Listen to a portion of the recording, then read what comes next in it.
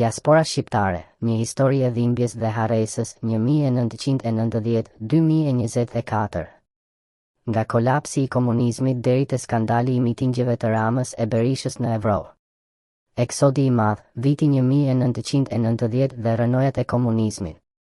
Pas rënies së regjimit komunist në 1991, Shqipëria u gjet në një kaos të përleshjeve politike, skamjeve ekonomike dhe shpërthimit të kriminalitetit. 1991-1997, vala e parë e emigracionit masiv. Miliona shqiptar ikën me anije për në Itali, Greqi dhe vendet e tjera europiane. Shumë u kthyen me dhunë nga autoritetet, ndërsa të tjerë u shpërngulën përgjithmonë. 1997, rebelimi i piramidave. Miliona njerëz humbën kursimet e tyre. Ushtria u çarmatos, armët u shpërndan në duart e krimit. Rreth 700.000 shqiptar u detyruan të largoheshin brenda disa muajve nga skamja. 2013, demokracia që si dha asgjë popullit. Edhe pse Shqipëria u bë anëtare e NATO-s 2009 dhe filloi negociatat për BE-n, korrupsioni dhe mafia e shtetit u bën sistemi. Emigrimi ekonomik vazhdoi, rinjia shkoi në Greqi, Itali, Gjermani, duke punuar në ndërtime dhe kujdesje të pleqeve. Rasti i Çamerisë, më 2013, qeveria e Sali Berishës refuzoi të njihte masakrën e Çamerisë, duke treguar përbuzjen ndaj historisë së shqiptarëve.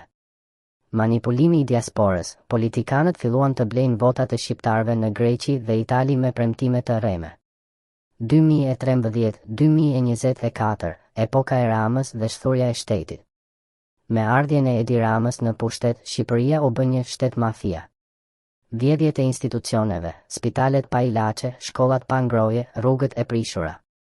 Emigrimi i rinisë, mbi 5 milion shqiptar kanë ikur që nga 2013, kryesisht të rinj me arsim të lartë. Shqiptarët në Britani dhe Gjermani punojnë si sklever modern në punë me pagë minimale. Trafiku i drogës, Shqipëria u bë kryeqendra e karteleve kolumbiane. Mitingjet e turpit, ku diaspora lavdëron shkatëruesit e saj. Në vend që të kërkojë llogari nga qeveria, një pjesë e diasporës po i bën mikpritje Ramës, Berishës dhe të tjerëve në Evropë.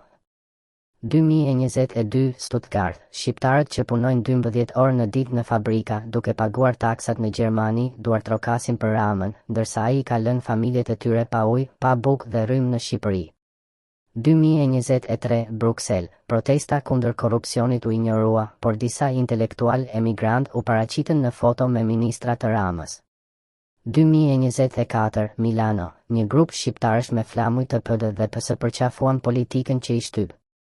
Pse është tragjike kjo situatë? Harresa e vuajtjeve, ata që u larguan me anije të çorganizuara tani e mbështesin regjimin që i detyroi të ikin.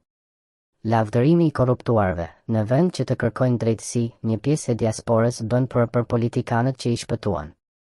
Humbja e identitetit, shumë kanë harruar gjuhën dhe kulturën, por ende mbajnë flamuj politik që i shfarosin të drejtat e tyre. Çfarë duhet të bëjë diaspora? Të mos harrojë se cili sistem i dëboi.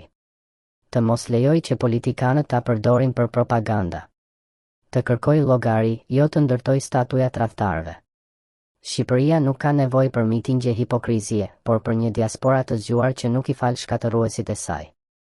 Kombit i vdekur i mbetet vetëm një mall, të harrohet. Faik Konica.